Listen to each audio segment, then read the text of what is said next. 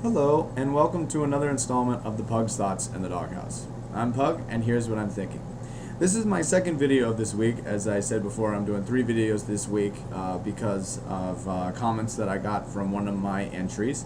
And so this is a direct response to a person that goes by a person who goes by the username LostPlace44.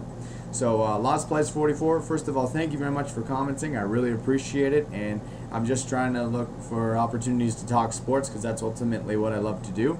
And I'm not trying to come off defensive but I thought I would respond via a video for you to you after you took the time to write down what you have to say. So let's look at what LostPlace44 had to say about Charlie Whitehurst and the Seattle Seahawks. Okay, he writes, tell me something. He or she writes, actually, excuse me.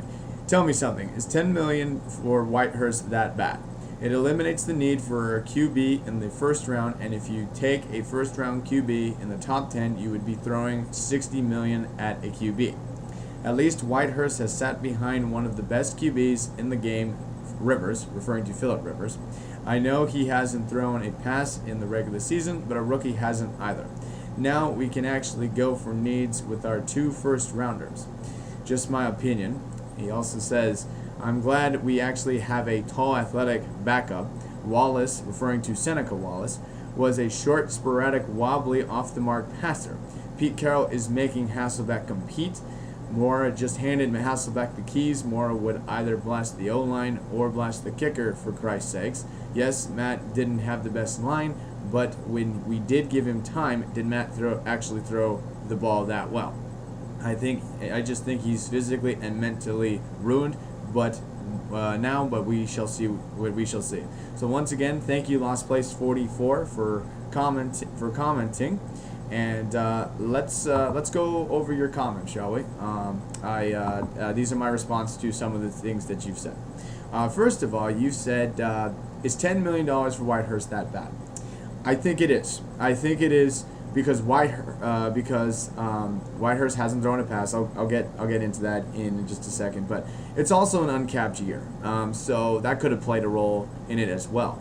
I can potentially see signing Whitehurst for less than $10 million, maybe $8 or $6 million. It's just the fact that he hasn't thrown a pass though in his career. I mean, you know, let's look at any other job. You know, let's look at a job like mine. You know, for example. I work at a radio station as a producer/board operator in Ellensburg, and one of the things I really want to do overall is I want to call sports games, but I have very little experience. I have some experience, but I have very little experience.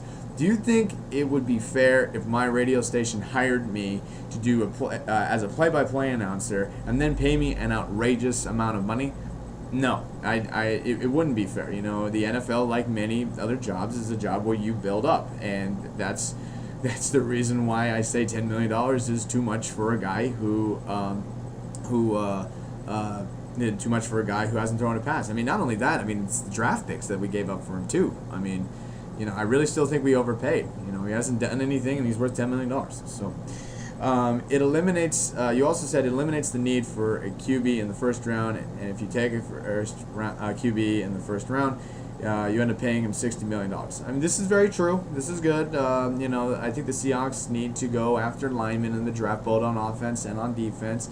And we do have a new quarterback, so we don't have to worry about taking Tim Tebow, Sam Bradford, or Jimmy Clausen. Although I wouldn't have mind drafting Tim Tebow. I wouldn't have mind. The guy I didn't want was Jimmy Clausen. But anyway, with this move, the Seahawks can look in other areas to rebuild the team. So I will give you that.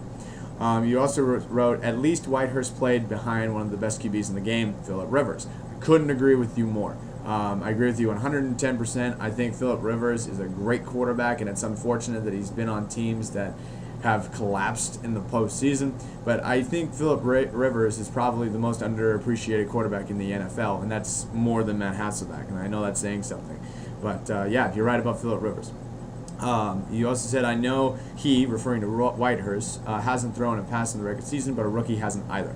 This is true, but a rookie coming out of college hasn't sat on the bench for 4 years. I mean, this means that Whitehurst is probably a little rusty compared to a college prospect who's been working out, going to pro days, trying to pick up their game, trying to increase their draft status.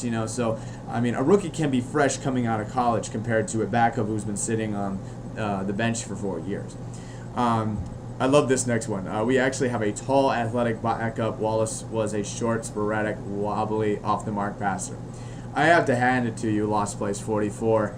I completely forgot about this. I give you kudos. You are 100% right. It is nice to have a tall quarterback, a backup quarterback, unlike Seneca Wallace. Granted, I was a Seneca Wallace fan. I thought he did a good job as a backup quarterback. Key word is backup. Don't think he's good enough to be a starter. But, I mean, before the whole injury-riddled team started taking the gridiron, Wallace took over for Hasselbeck in 2008, and at one point had a record around the 500 mark, which for a backup is not that bad. But you're right. I mean, it is nice to have a tall backup quarterback compared to a short one that can't see over the line. So I'll give you kudos to that one. Pete Carroll is making Hasselbeck compete. Matt Amora just handed the keys to Matt Hasselbeck.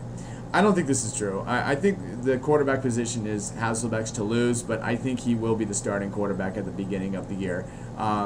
We possibly could expect to see Whitehurst in the beginning of the year, but I think that Matt Hasselbeck, for at least the beginning of the year, has that slot in for the quarterback position. I really do.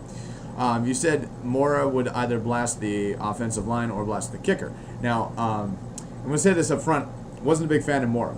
I was hateful more to Greg Knapp, but I didn't like Jim Mora, and I agree with you on that one. But the one time he did blast the kicker, though, Olindo Mare deserved it, because it was when they lost to Chicago.